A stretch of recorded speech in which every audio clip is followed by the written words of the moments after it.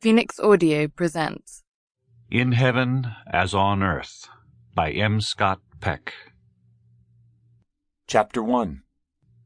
I knew the moment it happened. I'd been in a coma for 2 days. Now, instantly, I was somewhere near the ceiling of my bedroom. A body of an old man was lying in my bed. I could clearly see our daughter sitting to the right of the bed and our living son to the left. Both of them were crying softly. The body was waxy gray and obviously dead.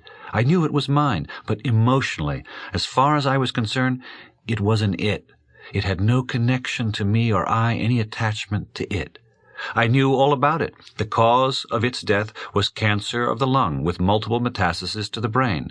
To the children's chagrin, I'd smoked my beloved cigarettes until the very time I slipped into coma. I felt sorry for them that they had to grieve, but then I'd spent much of my life feeling sorry for them. Children have to bear so much pain.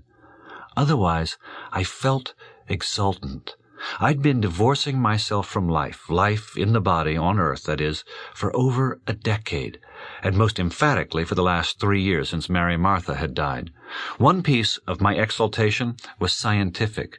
The business of looking down from the ceiling in detachment was classical. So many accounts of near-death experiences had described this out-of-body moment exactly.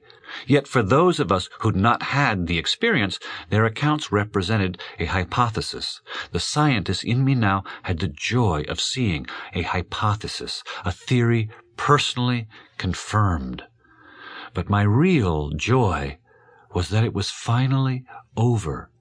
The joy was tinged with fear, however. These accounts were from those who'd returned from death, who'd been sent back. I desperately didn't want to be sent back. They'd also usually described a frightening next step of being helplessly whisked at great speed through a seemingly endless dark tunnel.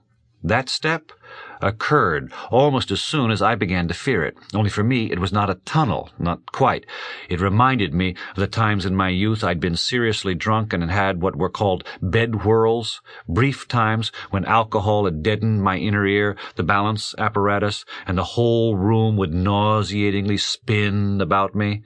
But now there was no room, and it was dark, black. I'd totally lost my moorings. It felt as if the cells of my body had all become unglued, which I suppose, in a way, they had. I was just starting to become terrified that this sickening sensation of being completely lost in space might last for an eternity, when the light. Sample complete. Ready to continue?